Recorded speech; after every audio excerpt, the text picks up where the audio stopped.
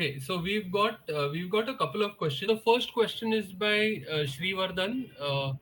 How can we cope up with high phosphorus content, which leads to calcium imbalance and causes bent bones, if we feed raw meats like beef or lamb? Okay, it depends on what dog you have. Do you have a large dog or a small dog? Srivardhan, you can unmute yourself. Go on, you've raised a hand. I can see that. Please go ahead. Okay, while he's figuring this Hello. out, Yeah, yeah, yes, Srivardhan. Hello. Hi. yes, go on, Shivardhan. Hi, ma'am. This is Shiv Prasad. So I have any question ki can I speak in Hindi, ma'am? Yeah, बिल्कुल बिल्कुल बात हाँ, कीजिए. ma'am. तो देखो ma'am, when it comes to the quality of production, foreign countries में या India से कंपेयर करने से, even though we take for a chicken, lamb, beef, pork, whatever we go for, they have their particular time to kill the parasites and they can produce a quality of meat. In foreign countries, Particular time to kill the parasites in the sense that are you talking about the butcher? No ma'am, no ma'am, नहीं ma'am, मेरा बोलने का मतलब ये है, देखो अभी जो भी फार्मिंग होता है इंडिया में, जो भी ये मतलब गायों को, लैम्ब को, शीप्स एक को, पर्टिकुलर टाइम पे स्लॉटर करते हैं वो लोग. हाँ जी. हाँ ये लोग, वो लोग मतलब उनका वे ऑफ, मतलब उनका क्वालिटी ऑफ मीट बहुत अलग होता है ma'am, when it comparatively Indian meat के हिसाब से. उनका मतलब उनको गवर्नमेंट जो भी है, यानी तो खुद वो लोग जो भी उनको रेस करते हैं, फार्मिंग करते हैं, वो लोग उनको प्रॉपरली डिवॉर्मिंग करना भी होता है, प्रॉपरली उनका हेल्थ इश्यूज पे ध्यान देना होता है, ये सब उनके पास होता है. मगर मोस्ट ऑफ अपना बैड लक ऐसा है कि इंडिया में ये पर्टिकुलर नहीं होता है ma'am, most of the times नहीं गवर्नेंस होता नहीं है. है. बिल्कुल हाँ बिल्कुल. नहीं है. जब जब हम तभी देखो, जब हम मतलब रॉ मीट देने का, रॉ फीडिंग करने का सोचते हैं, तो इसमें उसमें बहुत सारे अपने को मतलब ये होते हैं मैम की कॉम्प्लिकेशंस. वॉर्म्स, टेप वॉर्म्स रहना, रिंग वॉर्म्स, हुक वॉर्म्स, ये पूरे रहना because of not giving proper time deworming for the. तो तभी अपने डॉग्स मतलब बहुत तरीके से वो सफर होने लगते हैं ना मैम. देखो अभी फॉरेन कंट्रीज में है, they give a quality of meal bowl की. पोर्क होता है, उसमें डक होता है, टर्की होता है, एग होता है, सब मिक्सिंग होता है, साथ में मल्टीविटामिन पाउडर्स होते हैं, ओमेगा 3, 6 एंड 9 फैटी एसिड्स होते हैं. जब हम ये पूरा इंडिया में मिलाएंगे इन 25 days of time, in 25 days के अंदर अपने को स्टूल में प्रॉब्लम आ जाना, वॉर्म्स दिखना, डॉग सिक हो जाना, फीवरिश हो जाना, डल हो जाना, आंखों से निकल, ये पूरा निकलना, ऐसा पूरा होता है मैम. तो इसको हम कैसे तरीके से ये बेटर सॉल्यूशन पे जा सकते हैं, क्योंकि 25 डेज में एक बार डिवॉर्मिंग करना सही है, यानी तो इसको हम कोई और तरीके से चिकन यानी तो लैम्ब को, बीफ को, पोर्क को स्टोर करने में इसको हमें कुछ मदद मिल सकता है क्या? ओके, आप कहाँ रहते हो? मैम बेसिकली हैदराबाद में. Basically I am from Andhra Pradesh but I do stay in Hyderabad में. ओके. एंड आप अपने डॉग को रॉ फीड करते हो कि कुक्ड फूड दे रहे हो? ना मैम, मिक्सड होता है मैम. मिक्स्ड कुक एंड मतलब रॉ. मतलब my dogs can eat raw and in the same way they can eat cooked meal also. जब उनको रॉ भी चलता है तो रॉ भी चलता है, मगर मैं डरता हूँ मैम, रॉ फीड मेरे को बहुत पसंद है, क्योंकि वो देने में डरता हूँ कि भाई हक ना हक कुछ ना हादसा ना हो जाए. जी. So what I am hearing, जो मैं सुन रही हूँ कि आप डर रहे हो, because obviously the theory that you is exactly what you are saying in terms of you know how the governance of the food is and how it is in the real, you know how the industry is. ये industry कैसा है कि governance नहीं है, सही से injections नहीं दे रहे हैं, या वो एग्जैक्टली. वो डर है आपको. हाँ बट मैम. मैं आपको बोल रही हूँ, आपको अपना sources of meat, you have to do your research. Research करना बहुत जरूरी है आपके लिए. मैं भी हर जगह से पोर्क कभी नहीं लूंगी, because pork is the. So in India pork is the meat that has the highest amount of tapeworms if you buy it Okay. from the unhygienic place, because Okay. most of the pigs, humans do not consume as much pork in India as they would Okay. abroad. Okay. Okay. यहाँ पर pigs जो हैं घूमते रहते हैं, garbages में घूमते रहते हैं. It's हाँ ma'am. only now as pork is starting to become a gourmet food, and you're finding people with steaks and all of these coming in, salmon, pork, ये सब आने लगे हैं अभी market में. हाँ ma'am. You're starting to see restaurants that are doing pork and people are consuming pork. So slowly and steadily, you are beginning to see English pork shops, English meats, where pork is also starting to get farmed the right way. Okay. But Okay. because pork is consumed very, very less, and the animal can eat veg and non-veg. So pork का अपना diet सिर्फ grass नहीं होता है, वो कुछ भी खा सकता है. हाँ It's a मैम. हाँ ma'am. more versatile diet animal. इसलिए pork का source बहुत सही होना चाहिए. But I have found beef and buffalo to have Okay. the best kind of meat in India, and I was mentioning this during the slide also, that Okay. क्योंकि ये लोग grass fed होते हैं, and by the हाँ. way, our cows and buffaloes, because they are our livestock in India, they are cared for. They are cared for by the villagers really well. They'll take them Okay. out, feed them right, whatever. If you're going to a place that is actually rearing beef for human consumption, you might have them give wrong stuff. But I always go for grass fed. So I will go to the suburbs to look for buffalo and beef for my animals, Okay. Okay. Okay. which means grass fed, which means they're lovingly taken care of. Free ranging होते हैं, खेतों में जाके खाते हैं, I mean grasslands में जाके खाते हैं, पानी के अंदर घुस के buffaloes खाते हैं. So they are far healthier than many of the ranch animals that we see abroad, जहाँ cattle को एक जगह पे बंद करके, they're highly more fatty. The omega-6 quantity is much higher there because the animal is not exercising as much. हाँ ma'am. So I find that the grass-fed meat, similarly with mutton, जो Okay. lamb और sheep होते हैं हमारे country में, you will find वो लोग तो घास कम खाते हैं, bushes से leaves खाते हैं. They Amen. climb up and get leaves from bushes, and again, that is easily available to our animals. So you'll find a lot more lamb and sheep. If you go to the suburbs, Okay. outskirts में जाओगे तो बहुत अच्छे से rear होते हैं. So your sources of meat, आप जहाँ Okay. से source कर रहे हो वो बहुत जरूरी है. अगर आप slaughter house में जाके वहाँ का meat लोगे, you will actually find कि उसका tripe, if you see the stomach of the animal, you'll actually be able to see कि वो उसने क्या खाया है. अगर Okay. वो बहुत Okay. ब्राउनिश फॉडर है, मतलब वो सूखा घास खा रहा है, मतलब उसको बंद करके खिला रहे हैं, इंजेक्शन दे रहे हैं Okay. और फिर स्लॉटर कर रहे हैं. That is not what I would want to do as a raw meat. Okay. Okay. Okay, I would want to go for a more organic thing. And so once I have figured out my sources of meat, then it's Okay. consistent. I will trust those guys. So my butcher has been my butcher for the last 15 years of my life. It took me 4 years to find him, but Okay. I've kept that relationship with him for 15 years. Okay. Okay. Okay. So I've never Srivardan, had hookworm and tapeworm when it came to my animals, at least. Ma'am, I have one more question ma'am. जब आप जो बोले थे sources of meat अपने को ढूंढना पड़ता है, where we can the right quality, right thing. तो ma'am, I have change 3-4 places for my dogs. Unfortunately मेरे सब सारे के सारे डॉग्स, जब भी मैं बीफ फीड करता हूँ, सब dogs different different breeds, but all of them are getting kind of, उनको एलर्जेटिक काइंड ऑफ होता है मैम, इचिंग होना, पा लिकिंग होना.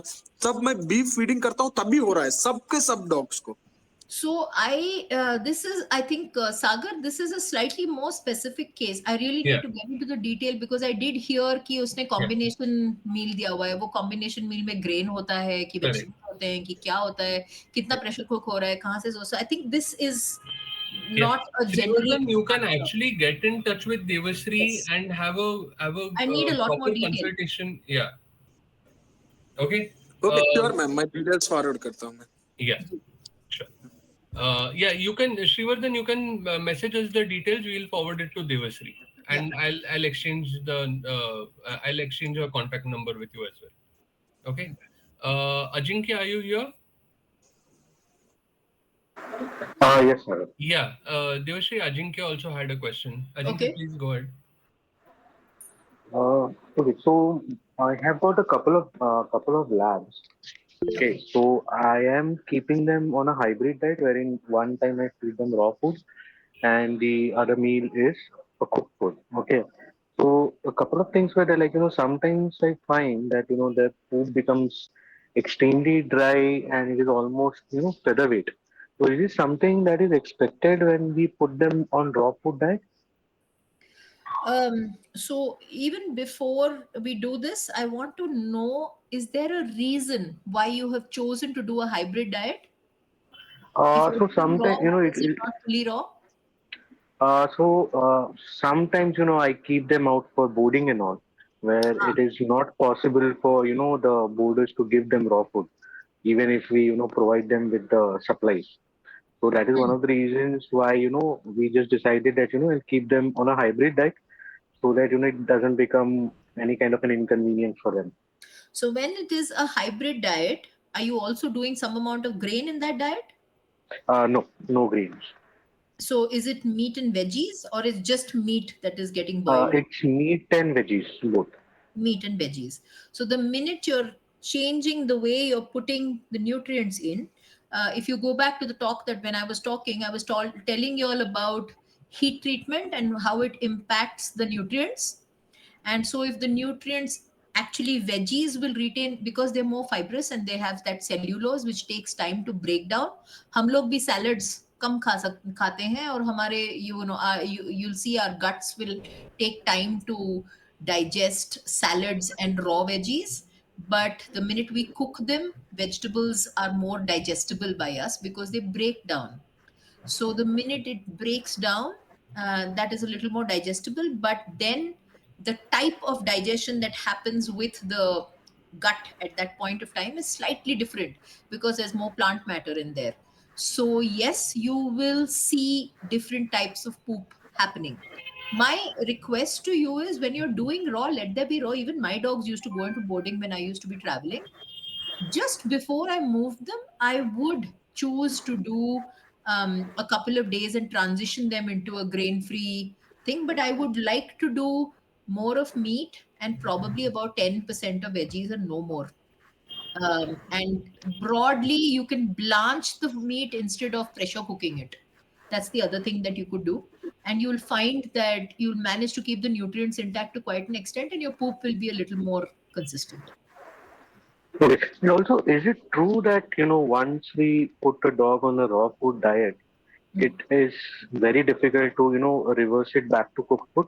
Is it something, or is it just a myth? I don't think it's a myth. You will have to transition, just like when you're moving from cooked to raw. It's a gradual process. You need to transition. Similarly, when you move from raw to cooked, the dog will not like it because he has gotten used to something. He'll be like, "Mujhe to yehi khana hai." But it is possible, if you stop him and starve him and mix a meal, he'll eventually feel hungry enough to go after it. There might be a tummy upset or something or the other, but it will, if you transition right, it is possible. But the dog that has gotten into raw will enjoy raw much more than he would others. They experiment. So it's just like us. We broadly have healthy food. One more time we treat ourselves to something different like a burger or a pizza, nothing will happen to you because your basic nutrition is still in place. Your staples are right. So ऐसा नहीं है कि नहीं खाने से वो बिल्कुल बीमार हो जाएगा, something will happen to him, ऐसा नहीं है. So remember, the gut becomes iron strong. You can do a couple of different things for a treat, for something different. You're traveling, you wanted to do something slightly different. Yes, you try to stick to grain free. I always say try to stick to grain free, but it is possible for the dog to handle a little. Okay. So I also had few questions. I'm not sure, Sagar, if we have the time to get Yeah, into all these questions. Ajinkya, can I connect you with Devasri later? Let us go through the other questions as Yeah, well. yeah, sure, sure. That would Yeah. work. Thank you so much. Okay. Thank you so Okay. Sure. So Devasri, Vedika is asking. So thank you for this beautiful session. Would love to know how to make one meal for a dog and a cat as well. So, Vedika, I think we are not covering how to prepare a raw diet in this session. We might do a masterclass later on with Devasri, but in this session, it is more to do with how safe it is to feed raw. What about the bacteria in raw food? What about is it good enough for our tropical country like India, and so on and so on. So we'll get to this question in the coming sessions. Also, Okay. I always say that while there is a generic formula, and you'll find all these formulas out there on the net, each person does their own research and it works well for their dog because each dog is different. Their gut is different, their background is different, their genetics are different. So it is very important to do a shorter review and then see what is best for your dog. So Okay. there isn't a set formula, Okay. which is why when nutritionists say that go by this and this, I smile a little because yes, you can start from there because right now your dog needs it, but eventually you have to tweak it per your dog's gut. Otherwise you will end up saying, oh, I fed my dog raw but something went wrong, so it's the problem of raw. It's not. Okay. It is you didn't understand your dog's gut better. Correct. Emma, can I ask one more question, please? Yes, please. So I have a client who has a golden retriever dog, and Mhm. he's around 6 months old or so. So when we are giving him treats, I asked the client if we can like give him the raw chicken, thoda thoda as a treat for training. So तब हमने start किया था. So he is having very small pieces of it, but when fed actually for a meal, he is not having it. He is not even having kibbles and even not having raw food. So I'm just little confused. Why is he not eating raw food or maybe boiled food? Maybe like ज़्यादा नहीं खाता. He is like very small quantity of food he'll eat, and that's it. So we always feel that he is not eating enough for him, but I don't know how to go ahead with this. Like what? So I always say that go with the dog's instinct. There is something you first need to check and see if there's something happening in his gut that is inconsistent, or Okay. it could simply be a behavioral association. So I know I'm deviating, Sagar. I'm sorry, I'm deviating Yeah. because I've done this bit. Sometimes, if the association to training is with raw meat, and Uh-huh. if the training is too overwhelming for the dog, he will associate the meat with that, and just that will make him hesitate to eat. Oh, no, no. So training may we use other treats. It's not like we use purely raw food for the like practice and everything. It's just that we try to introduce him like one piece of like raw food and then the boiled chicken. So ऐसा हमने किया है. It's not like कि fully So we have. I would not recommend things like that because when you're doing raw chicken in those tiny bits, I don't know कि कितना bacteria है, कितनी देर तक आपने उसको बाहर रखा है, क्या टेक्सचर है उसका, is it very slimy, is it Okay. smelling different for the dog? So we Okay. don't use raw meat for treats. It's better to do Okay. something that's dehydrated or air dried so that at least because you're using it in small chunks, you're keeping it around often, you're putting it inside a treat bag. I don't know how you're doing it, but whatever it is, Okay. we wouldn't recommend raw for treats. Yeah. Okay, so like for इसके बाद में like what step do you think we should use कि raw food पे अगर हमें उसे like we want to shift him to the raw food itself. So what will be the first step to do? We have to get him grain free Okay. and then slowly move to blanched food so that his gut can adjust to it and Okay. then move towards raw. Okay. ठीक है. Thank you so much. Okay. Okay. So the next question is one for the ages. Okay. I hear this a lot. Okay. Uh, Sanjeev is asking. Sanjeev is saying, "Great listening to you. Very true. But almost 50% of pet parents are vegetarian. How do Oh, you convince yes. them?" Oh, vegetarians, if they really invested in their dogs, are the best raw feeders because they don't Yes. have to cook. They don't have to cook. They can just put a freezer out in the utility area and put that box out there and feed the dog over there. So if you are invested in your dog's well-being and you've understood that you might be a vegetarian but your dog is not a vegetarian, and if you're invested in it that way, then actually the vegetarians are the best raw feeders. And I do have quite a few Jain Yes. customers Yes. who figured out how to do raw feeding. Okay, so it's I think it is, as long as they can understand what what a What is species right for their appropriate dog?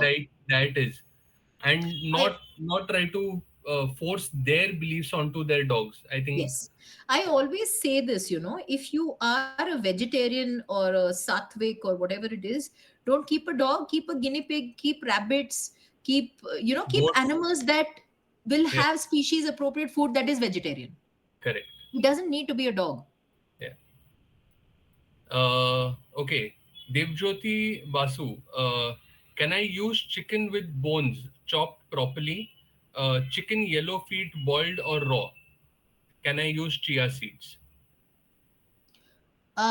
Okay. Yes, by So, all so means use. I think the answer is Devjyoti. Again, we are not formulating any diets over here. Yes. You're You not can formulating use. diet, but to your answer, basis your the size of your dog, you cannot be chopping very, very small pieces of meat, chicken. If you do a curry cut chicken that is human grade and make it into really tiny pieces, and if you have a Labrador or a Rottweiler or a German Shepherd, he will just swallow it. He won't need to chew at all. So you have to go by jaw, the size of the jaw, and the piece of meat and bone needs to be a little broader than the jaw, so that he has no choice but to crunch down when he is taking it in, and then he'll eat fine. They're Yes, meant to. Their and teeth are no meant to. machine cut bones. No machine cut bones. Yes. Chia seeds. Sorry, I don't do that kind of food because, again, go back to thinking, why is it that you want to do chia seeds? If you're saying it's because of omega 3 or something, animals like dogs will get their omega 3 out of their meats itself. They don't need chia seeds. Ma'am omega 3 तो meet में मिलता नहीं है, वो तो fish से आता है ना। हाँ, तो फिश दो, उस प्रोपोर्शन में फिश दो ना, कौन मना कर रहा है? और वो आपका वेजिटेबल्स क्या हर वक्त डाइट में कम रहेगा, आप जो बोल रहे थे सेशन के टाइम। जी जी बिल्कुल। वेजिटेबल्स वेजिटेबल्स हम लोग रॉ फीडिंग में ऑलमोस्ट नहीं देते. So I wanted to tell this, there are different forms of raw feeding, and I don't want to go against any form of raw feeding because this is a very very basic. We starting off to say raw feeding is an option. और बहुत सारे types of raw feeding है. जब मैंने भी शुरू किया था, it started off with doing ground meat mixed with veggies in a certain proportion, again taking the choice away from the dog, and I learned from there. So there are different types of raw feeding. पहले आप raw में आओ, उसके बाद we can talk like Sagar was saying in a master class as to what is more appropriate, what is less appropriate. But at this point of time, any form of raw will do good for your dog if you're not raw feeding. So look at और raw. Ma'am आप वो deworming के बारे में बोल रहे थे कि डिवर्मिंग का कोई जरूरत नहीं है अलग से मेडिसिन यूज अगर करना। आपने कार्बोहाइड्रेट या शुगरी फूड नहीं दिया, तो हाँ, वर्म्स तभी फॉर्म करते हैं, वर्म्स थ्राइव करते हैं unless they are tape worms. Tapeworms are also living in the flesh of animals and they are non-vegetarian. One or two hookworms and all are also there. But most of the common worms, the pinworms that come into the diet, are coming into the dog's gut because you're giving them foods which are rich in carbohydrates, and carbohydrates is what these guys thrive on. So जब हम लोग protein diet देते हैं या acidic गट बना के रखते हैं, the you don't need to deworm. I haven't dewormed my dogs for 4 5 years. और They're 18 year कोई old. प्रॉब्लम आया नहीं। ना स्टूल टेस्ट भी कराती हूँ, हर ईयर कराती हूँ, because they senior dogs, so I do annual checks, and नहीं जरूरत पड़ी. Thank you ma'am. Yes. Um, okay. I don't know when this comment has come in, but Sanjeev says even abroad there are ethical and unethical food manufacturers. Yes, Yes, Sanjeev, I think there are always ethical and unethical everywhere. people in every industry. Yes. Okay. What we are trying to do here is we are trying to educate people so So you that they know can tell the difference between the ethical and the unethical. and do the And best for your dog. exactly. This is not about. So I was very specific when I spoke with Sagar, saying I don't want to talk bad or good about anything. This is about the pure science of raw feeding. Uh, okay.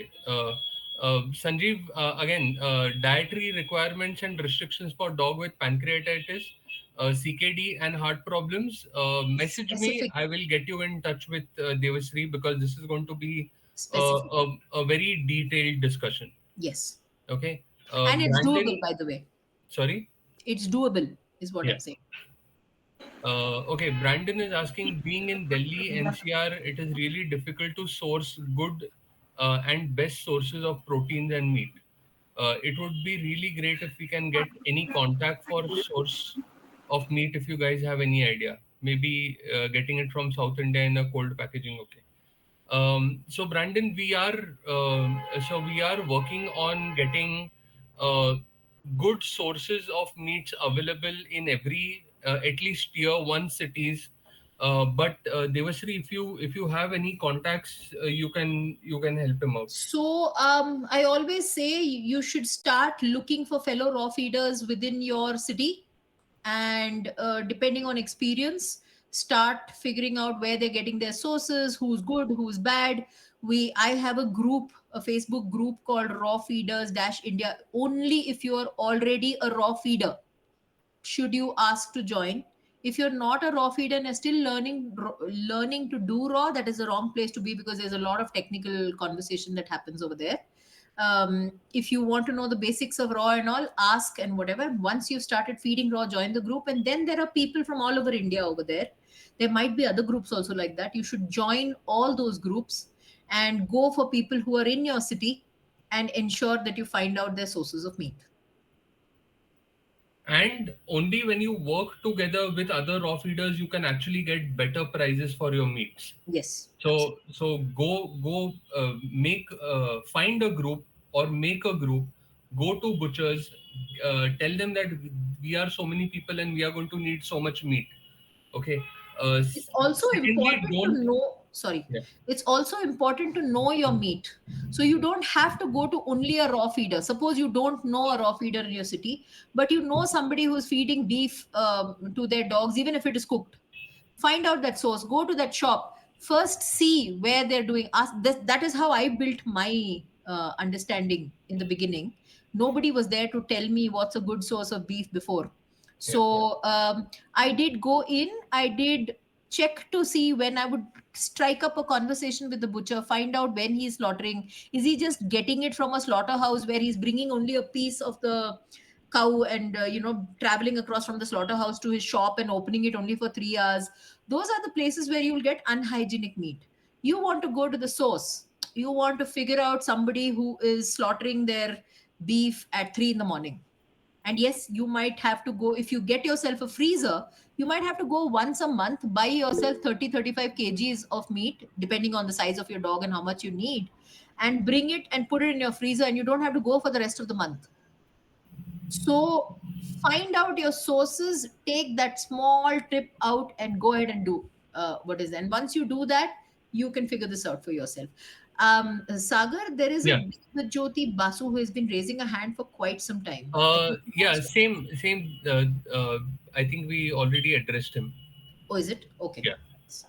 Okay. Riddhi is saying, is rice considered a grain? Yes, Riddhi, very much so.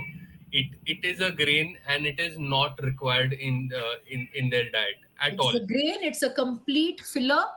If you have a terrible stomach upset and you just, your diarrhea or something, and you want the dog to, you can't give the. So when our dogs, raw fed dogs, once in a while have a stomach upset because they ran ahead, they got stressed, they went and ate something crazy when they were out on a run or something, and now they have a tummy upset, I would choose to have them skip a meal so that they can completely let go of whatever is messing with their system and go away. Dogs that are on cooked food are not able to sustain for that long. And therefore, you end up trying to do curd rice and rice, all of which at the end of the day will keep his stomach, don't laugh, Sagar, keep his stomach, him feel like there is food in his stomach, but actually it's doing nothing for him.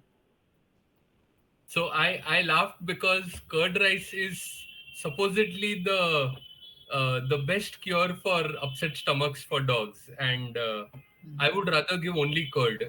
Right? I would do Yeah. something like that. But Yeah, that also once Yeah, in a while, because it depends on dog to dog, literally. right. Okay, Rohini from Cryon Worldwide is asking, what are the best natural chewies to feed a young puppy? Natural chewies would be chicken necks. Okay, I'm a raw feeder, guys. So from 6 weeks onward, your dog can start messing with raw food. So you can give chicken necks, which are really, really soft bones. And you could use spring chicken. Spring chicken means the ones that you use for roasting, the human roast stuff. So get a few of those. And initially, they'll not know how to chew it. So they'll suck on it, they'll mess around with it. But everything that they're doing will build jaw strength, and eventually they'll start crunching down on it. You can choose to use a cleaver to just crack it a little so they understand that this is what they need to do. Hold on to it on one side and let the puppy clamp down on the other side, and you'll find that the puppy will figure it out. The more they try, the better it is for them. Yeah. Okay. Um okay. Sudha is asking, is minced janta good for dogs? No, sorry, that's only one answer. So minced janta, I'm assuming that's the dog carcass, the Yes, carcass of the chicken, carcass. right? Yeah.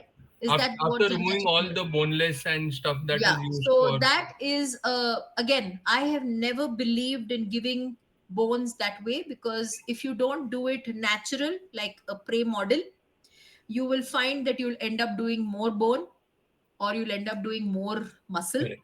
and that's where you'll go wrong. And somebody was talking about calcium phosphorus imbalance. All of it happens when you start bifurcating things like that and not giving it naturally to the dog. Correct. Himangi is asking, if I'm giving fish, can I boil it a little with turmeric, and should I remove the bones from the fish? No, no, and no. I mean, if you're doing raw feed, then no, no, and no. Yeah. First of all, give the right So kind of fish. yes, The fish bones, when they're raw, are actually very, very soft. If your dog is having the fish bones, when raw, actually bend. correct. There's no prickliness to it. It's when you boil it that it actually becomes that dangerous thing that will prickle in your neck. In, Yeah, in, they in become anybody's brittle neck. and they They'll get can. really brittle because they're Correct. those proggy things. So you actually do not cook fish at all when you're giving it raw. Also, what kind of fish is important. So if you're giving a very spiny fish like a river fish, it has a lot of little bones in it, and even the head is far more pricklier. So unless you have a larger dog that can crunch down all of that, I wouldn't give river fish to dogs, because remember, again, you need to go back and think, does a dog really go into a river in order to catch fish?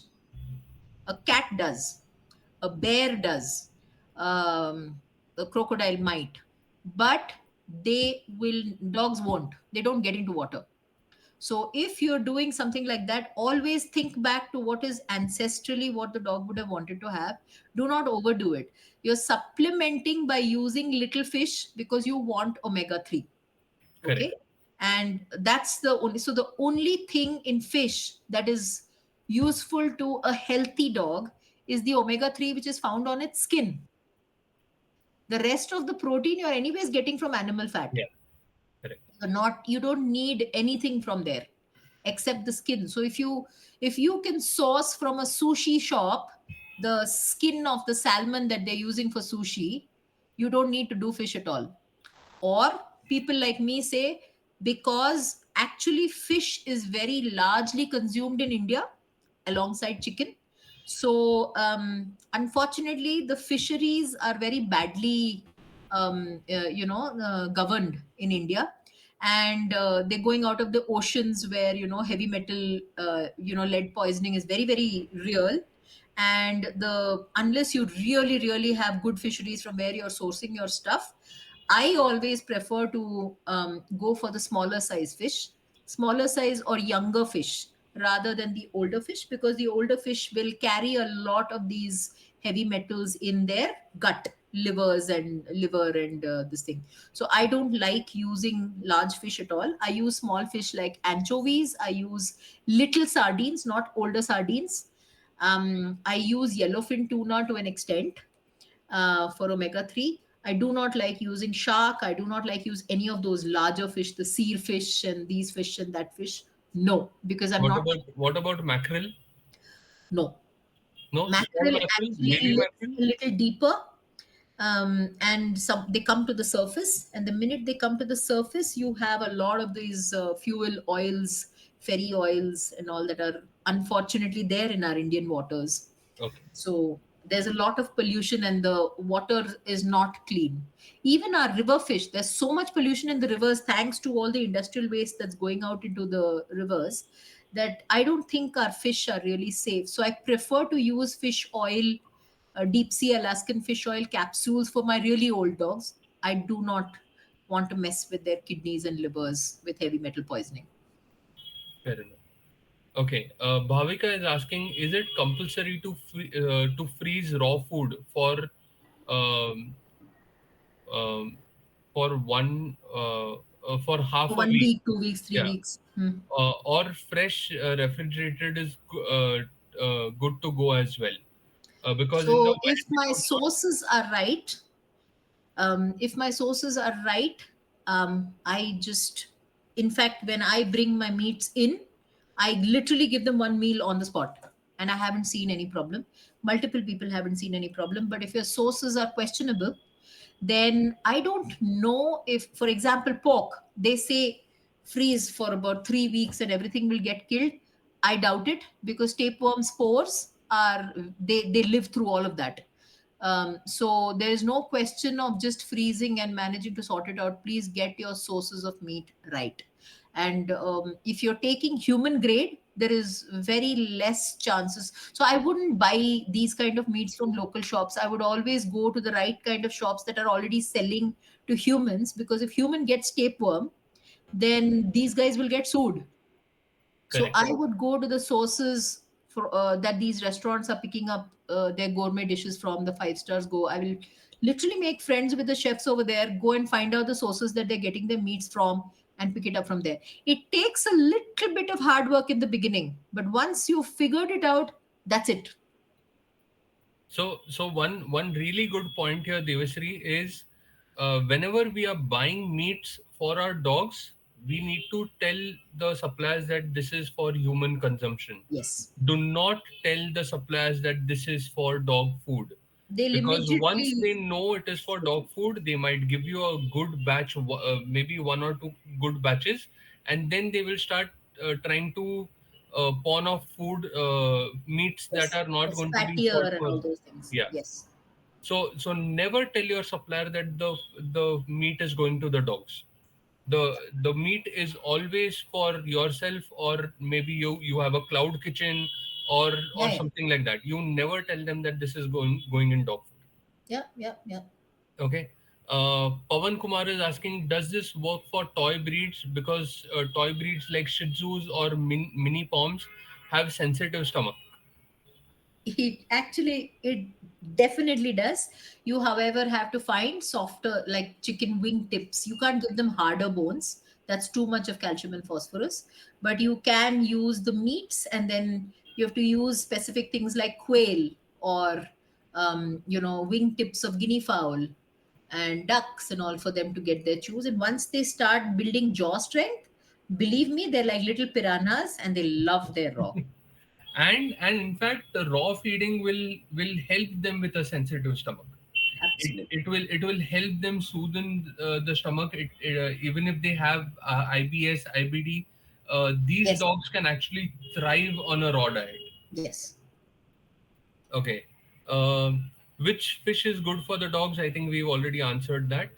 Tushar is asking, can raw feeding be tailored to address specific issues like joint issues, skin allergies, gastrosensitivities? Yep. Yep. If so, how? It can be tweaked, but it requires a larger conversation, I think, more Correct. more So specific. if so, how, Tushar, is probably our next webinar with Devasri. Hmm.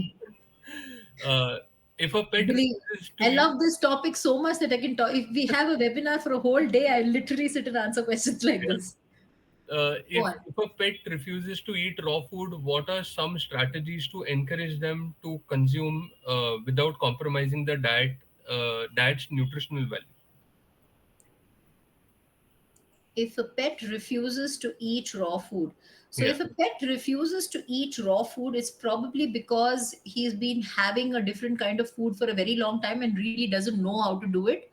Instincts have not kicked in. So I generally go back, cook it a little, blanch it a little. I take a step back, start with that, remove the grain, remove the veggies, start giving them smaller quantities, let them figure it out, and slowly as the gut acidity builds and it gets better is when you start doing it. Might take it'll be a little slower probably for these dogs.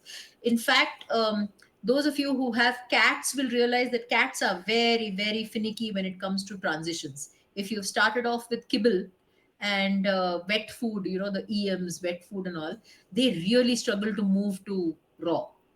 So the same strategy we apply, we mix a little of that raw food, mince it up a little, and then give it, and then figure out slowly, and then do more larger, small bits of the meat, but 3 or 4 times a day in the beginning, the way you would do with a puppy, and then slowly they learn how to utilize it and they use their brains. But I generally stick to, I don't do things like frying and turning it into a steak.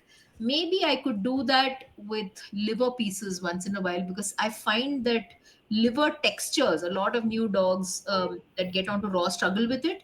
So initially I would just take a dry non-stick tawa, and I would just palto it without any oil, without any ghee, without anything. Just put that so that it kind of singes or browns up the outer, but the inside is still pink. And start with that, and maybe eventually they sort their heads out around it. Okay. Sudha is asking, is dehydrated fish good? Dehydrate. So dehydrated anything, in my eyes, is not perfect. It's next best, but it's not perfect, because dehydration means you have taken off the myoglobin, you've taken off the thing. Yes, it's easier to carry around when you're traveling. It's being done, it's being slow done at a lower temperature, so you're not destroying it completely. So it's better than boiling and pressure cooking and all of that. But you've still ended up dehydrating, which means you've concentrated the protein content to the extent that the moisture has gone away completely. So something that is 10 grams of protein, remember that meat actually has 70% of moisture in it. Correct. When you dehydrate, you have made 100-gram piece of meat into 30 grams. Yeah. So when you give 30 grams, you're actually giving 100 grams. And then you end up giving a whole jerky. That's a lot for the liver to handle, because it's Yeah. constantly. Multiplied by four. That is Yes. that is how. So you have to be very careful. Yes, multiply by 4. So you would have to go by doing things like that. And then it might work, because when you're traveling, you want your dog to have something, a jerky is easier than carrying raw meat.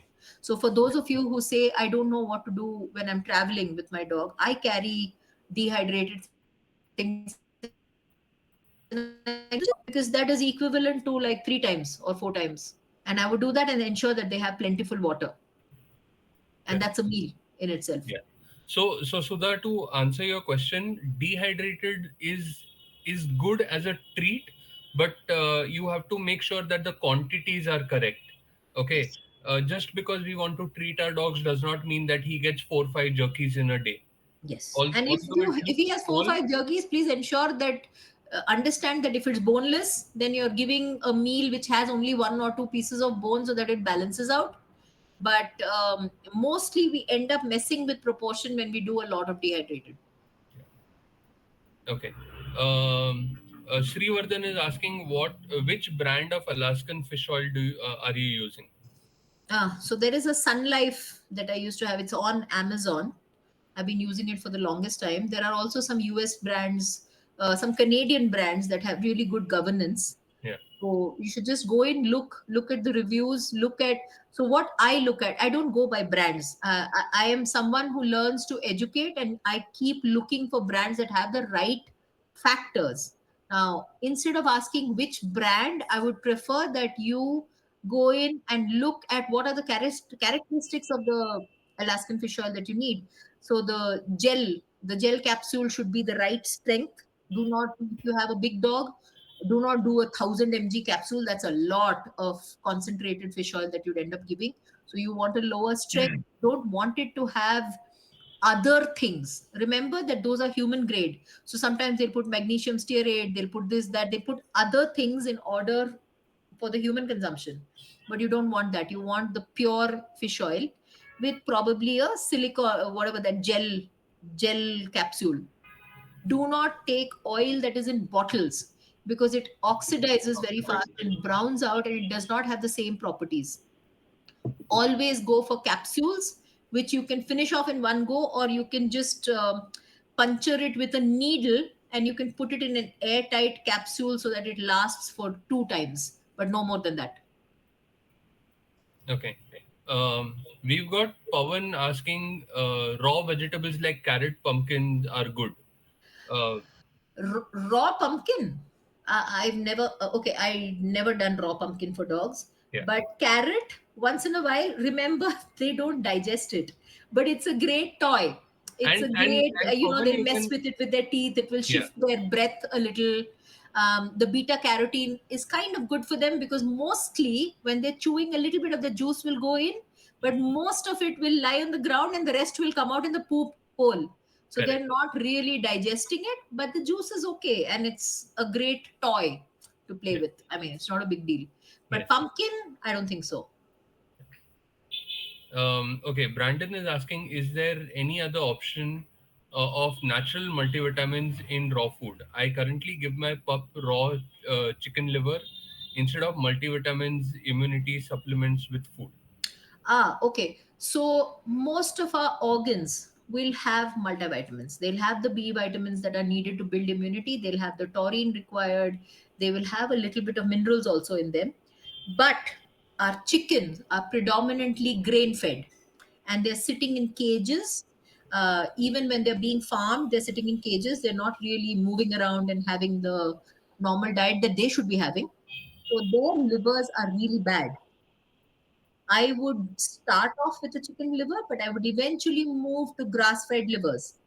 So beef liver, mutton liver, even duck.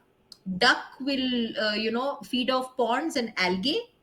So when they have that, their duck liver might work. But nowadays, I'm finding even duck is getting farmed, Sagar. Yeah, duck is getting fun. I'm not very sure if that is as good. Guinea fowl liver is great. Turkey livers are relatively okay if you can find good sources of turkey, whole turkey. But no, not chicken liver always. Please go for different types of organs. Always remember rotating your meats is very, very important. Each meat, each animal is having a different diet and is eating different types of greens. So what they have in their livers and their organs in terms of multivitamins is different. You can look up the internet for nutrient profiles of different organs and you will find a lot of information there. Yes. Also, one more thing to uh, uh, one more thing I would like to point out is, just because someone is saying that it is cage free or free range, uh, these terms are just marketing gimmicks. Okay. um, Cage free does not really mean cage free. They are, the chicken are very much still in a pen. Okay. Free range also just means that they have slightly more space than what uh, the number of chickens that are there in one pen. Yeah. So don't look at, oh, cage free. If it is cage free, then we associate it with, oh, then it must be eating natural. They do not eat natural. And chicken liver is probably the worst of the livers that you can give. Yes. Any other liver that you can give will Is be better. better than chicken liver. Yes. Okay, Vedika, do you have suggestions for healthy training treats? That would be helpful. If your dogs are raw fed, I would always say go for grain free treats. Don't go for, you could go for berry treats if you want. If you're actually using them as treats and not giving them like really large quantities, berries, a little bit of apple might work as treats if they take it. They choose, they pick and choose. But mostly I would go for grain free treats. I would not go for grain at all. Okay. Devisri, so if there are any other questions, please put them in the chat right now, or we are going to close the session in a couple of minutes. I'm so There is thrilled. I realized we started off with 28 people, it went up to 30, but we still have 23, which means We we still have managed to hold 23. our people Yes. in. I'm Yeah. so happy that people were interested to go through. This is nice. Okay, Brandon has one more question. I have researched a bit, and it is said that eggs in India are more prone to salmonella as compared to abroad. I currently give my dog a raw egg twice a week, but is it safe? Okay. Devasri, I think we can club this with salmonella poisoning and salmonella contamination Yes. generally in meats. Yes, we can. It is true. Eggs in India are more prone to salmonella because, unfortunately, again, eggs are hugely consumed and most people boil them.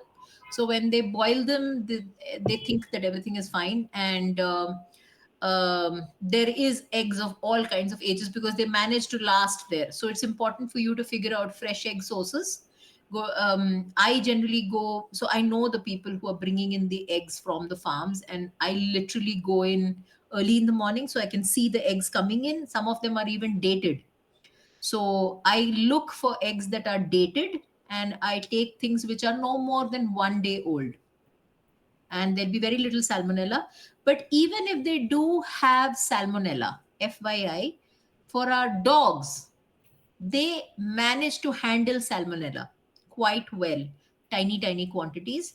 However, once they poop, the poop will also excrete salmonella because they are taking it out. And now you're going to contaminate your environment, which is a little not so good for you. Going back to what you want to actually do is wonder why you want to do eggs for your dogs. Okay, if you were to send them out in the wild, they will not get access to eggs as much. Eggs contain biotin. Dogs cannot break that biotin down anyways. Okay, so okay, fine to do eggs once in a while like a treat, but I don't do eggs on a regular basis. Yeah. One more thing to add here is when Devasri said that salmonella is not usually a problem for dogs, she means raw fed dogs. Oh yeah, Okay. yeah. Okay. When your dogs are kibble fed, the chances of them having a salmonella poisoning is much higher.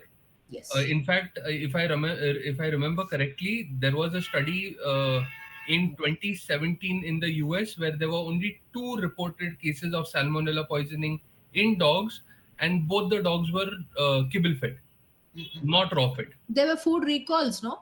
Because they found salmonella in the Yes. kibble. Yeah.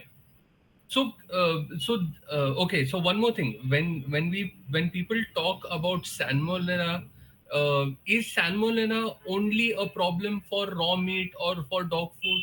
No, no. What else gets affected by salmonella? Anything that is not healthily grown, and you've not, say you're doing it organically, for example, you haven't used quote unquote pesticide, which in itself is a problem. You will find that it will have some amount of bacteria on it Correct. always, Yeah. because the world in general is working out of plants and animals. You yourself, by the way, will have bacteria on your body.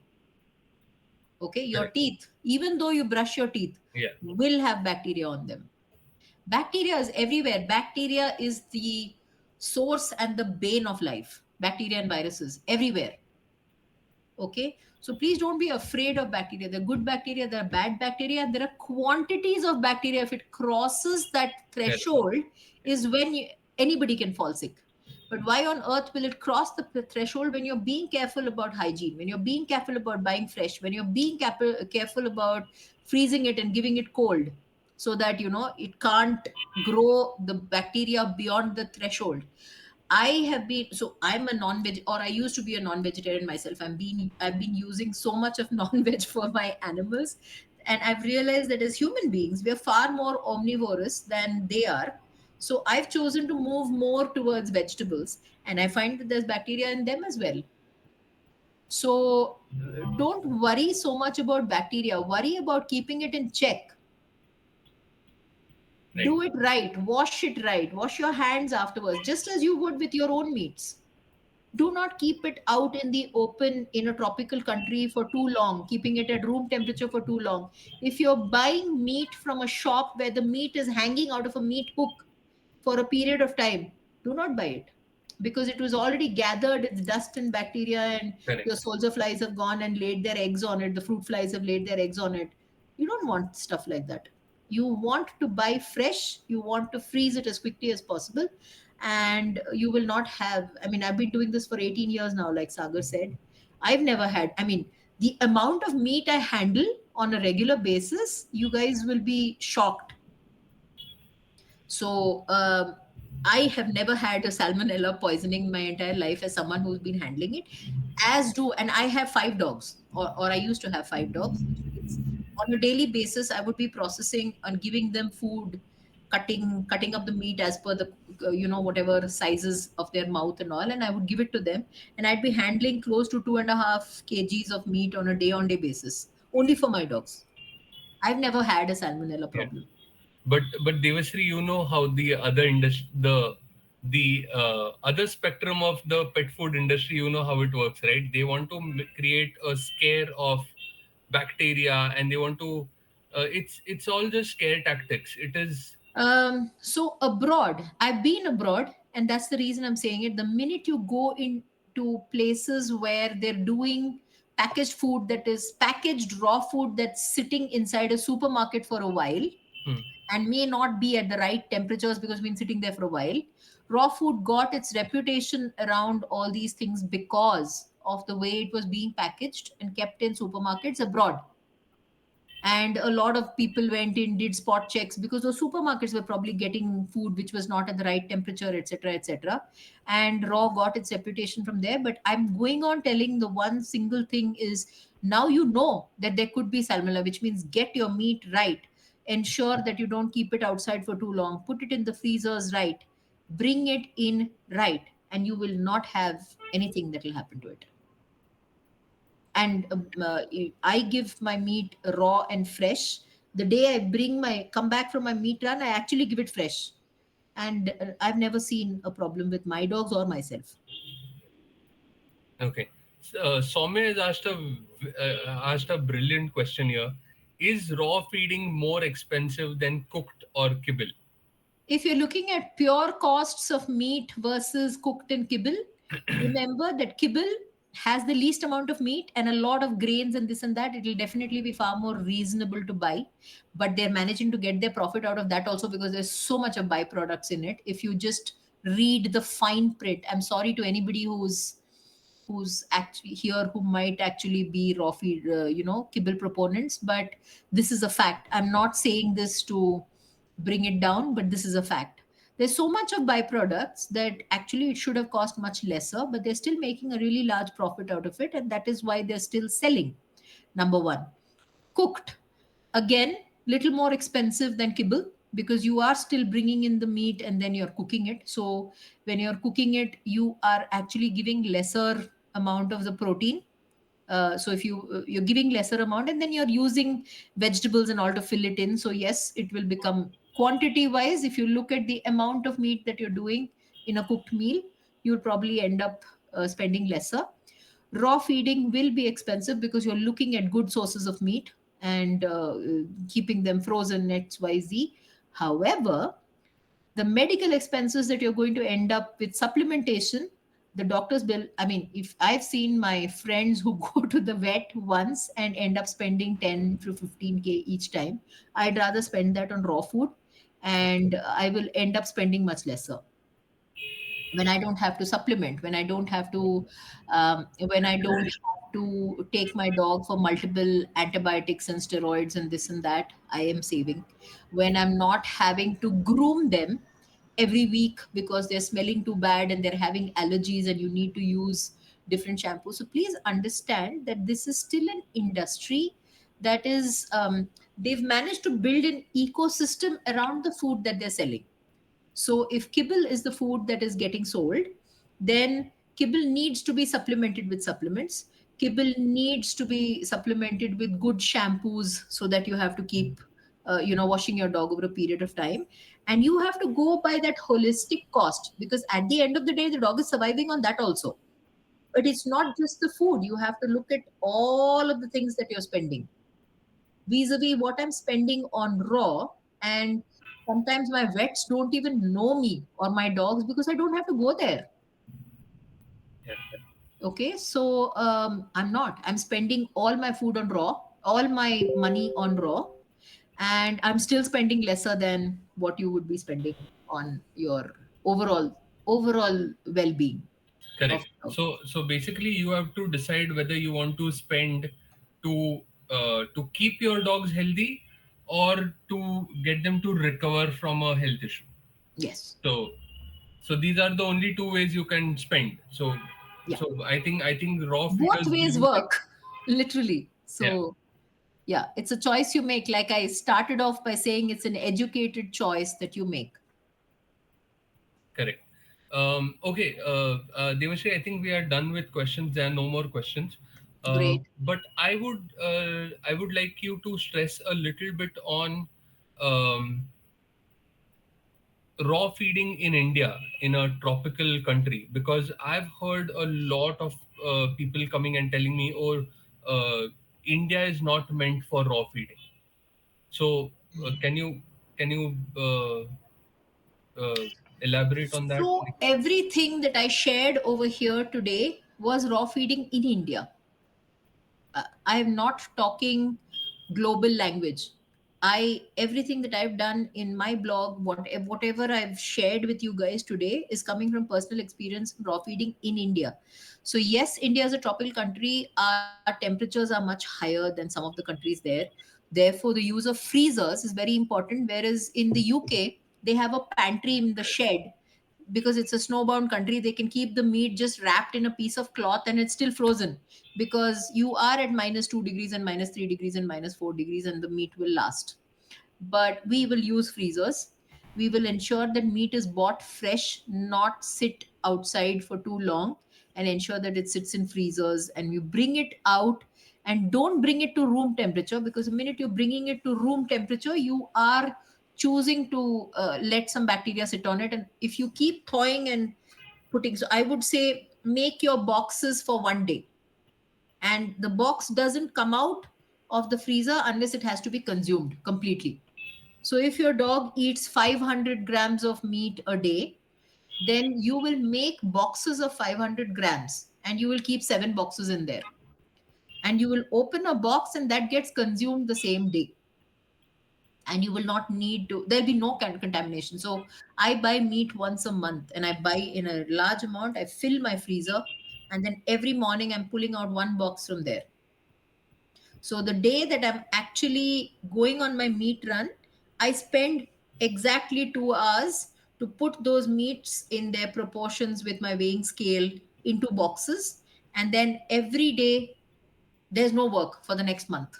I'll just pull out that box that's needed to be fed. And that's that. So if I have 3 dogs, and I'm feeding, say, 3 kgs or 1.5 kgs or 2 kgs, that is the size of box that I have. And it'll broadly stay fine.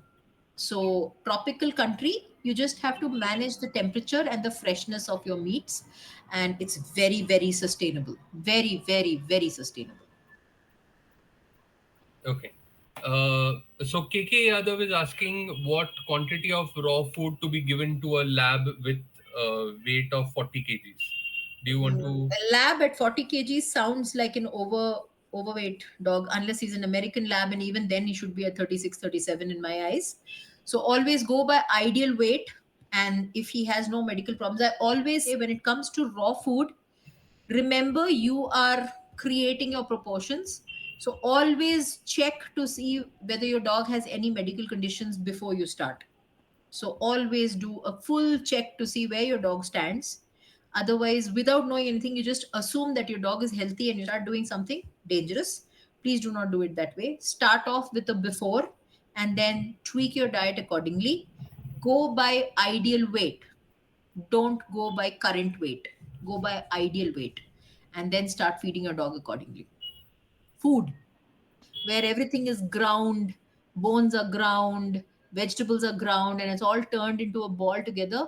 You're making a decision for your dog. And like I said, every single dog is unique.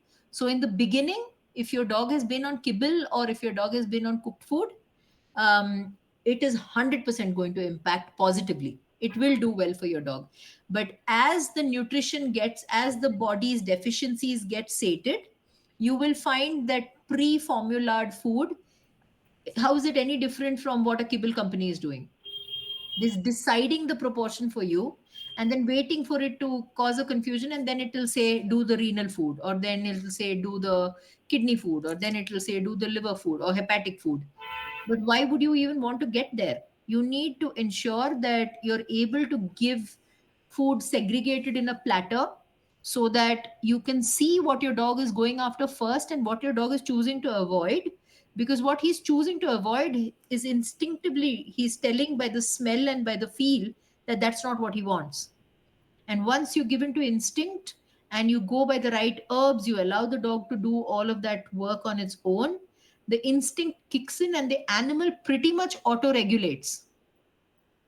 All you have to do is watch and then go back and do a medical checkup to see whether something is off. And then either, I mean, if it's really bad or if it's a genetic condition, I always say that go with the medicine that doctors will give, because you want to sort it out. Unless it is just a gut issue, if it's a gut issue, you can sort it out with the right kinds of meat also. But if it is something genetic, like a heart problem or a cholesterol, I don't know, something, blood pressure or diabetes, you have to ensure that you're giving the right medication. So you have to team up with your vet. And this is one of my dreams, that one day, slowly and steadily, our vets will start understanding that we are not trying to go against them. We're actually trying to give the right diet so that the dog can benefit from medicine only if required. A lot of time when it comes to holistics, we try to preempt something. We see something going down, and if it is within the range, an allopathic doctor will say it's all right. But someone like me will actually see the declining trend. Let's say thyroid, TSH, it's beginning to go down. I know that in my last year it was at one level and then it went down and then it went down. I know that another 2 years from now it will go down. So I would want to keep it within range so I don't have to medicate my dog over a period of time. I would like to go by keeping everything as best as possible within the range, and then I know what my dog's specific liver value is. If my dog is having more proteins, the liver value will be, the bun values will be slightly higher than normal, because a kibble fed dog is not getting as much concentrated protein as, say, my dog is, but the liver is functioning beautifully. Most of our laboratory ranges, Sagar, most of our laboratory ranges are created by dogs that are on kibble and on cooked food. So their ranges are basis that our dogs are eating much purer stuff. So in the process, we'll see bun values mildly elevated. Calcium values will be mildly higher than what a normal dog would. Similarly, phosphorus will be a little lower than most other dogs, because if calcium is high, phosphorus will be low. So they're inversely proportional. So I always say your dog has its own intrinsic numbers basis on what he's eating. And if you go by regularly checking on your dog's health parameters, you will find that everything is fine. What is normal for your dog will work beautifully over time. So, balanced nutrition is literally unique to a dog. There is no formula. Just like us, when we are eating, is somebody telling you every single day when you're eating, are you actually eating 10 grams of chapati and 20 grams of bhindi? No, you don't eat like that, right? You eat one set of things that broadly balances. So it goes over time. Balance happens over time. You rotate things around and you broadly go with your instinct, because when you don't feel like having something, there is definitely something that is wrong. You go with your instinct. You don't let your dogs go with their instinct, and you're pushing food into them in set proportions, because that's what is set, is where you're going wrong with your dog. Yeah. Also, one thing we need to understand is balance is a balanced diet does not mean that every meal has to be balanced. Yes. A balance is achieved over time. Yes. So, uh, just like how Devasri said, we don't calculate every meal that we are having. We Yeah. just we work a method where we are introducing different fruits, different vegetables, different meats throughout, say, let's say a period of a month or over a month, Yeah. and that is how we achieve our balance. And Yes. something similar applies to dogs as well. Mm. Yeah. Yeah. Yep. Yep. Yes. Okay. I think we are done with all the questions. Um, Yay, nice. Sorry. I want to thank you guys. I think there were some really good questions that came out of this group. People are thinking, and that, I mean, 15 years back, this was a big deal. I would put one post on Facebook saying, showing my dogs eating a raw bone, and it would get yelled and screamed at, saying animal cruelty and this and that, and how can you do this to your dog and stuff like that. But to be able to see a balanced conversation coming around really talks a lot to people who have over a period of time. And I'm glad that some of us are pioneers in this and have been able to push it to the extent that we've been able to showcase our dogs over a period of time. And I really think that, when I see people asking questions and actually contemplating, it's a big deal for someone like me who had no one to convince me about any Correct. of this. I had to do every single research on my own. Maybe there were people somewhere, but we were not connected enough to know. No, I'm so not that is what saying that I'm the only when one that did it. And I also know that there are people who tend to just say, like I heard a few people say, they tend to give one piece of boneless chicken breast and say, I'm feeding raw. That is not right. You will end up causing a lot of disbalance if you're doing one thing and not the other thing. And this is where raw gets a bad reputation. So do your research, correct. work right.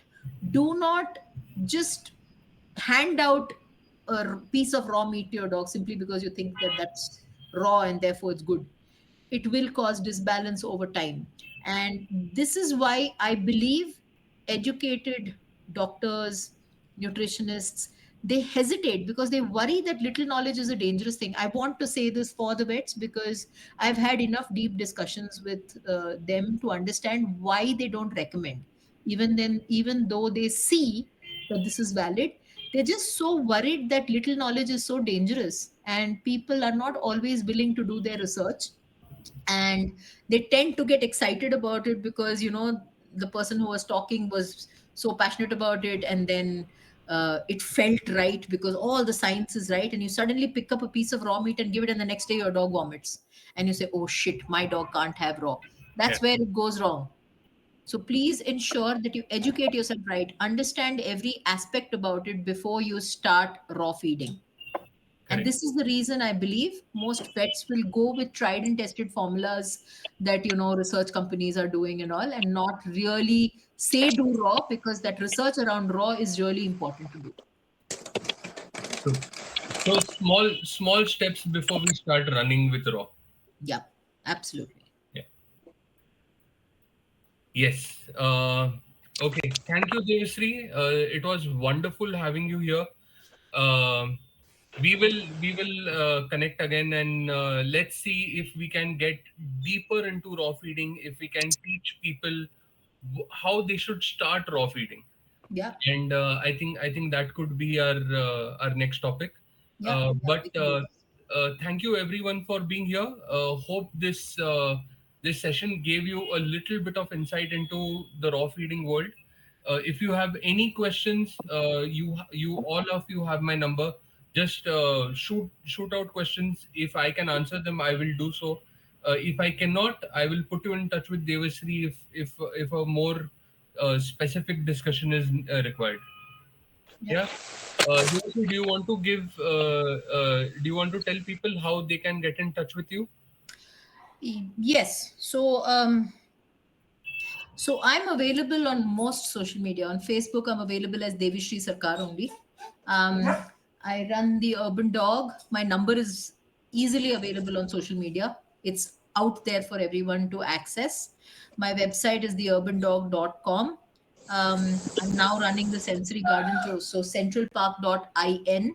SCENT, centralpark.in is also somewhere you can reach out to me. But all social media, I'm pretty much available, and my number is also available. So don't hesitate to reach out if you have questions. And if you're already raw feeding, please ensure that you join Raw-Feeders India. It has a couple of questions. If you leave it blank, you'll get automatically rejected, because I don't want lurkers sitting there and not feeding raw. I'm looking at a genuine raw feeders in there. So please ensure that you can join only if you're feeding your dogs raw. Yeah. Okay. Thank you, everyone, and hopefully we'll see you in our next session. We'll keep you posted on what it is about. Thank you, Devisri. Ciao. Bye-bye, guys. Bye.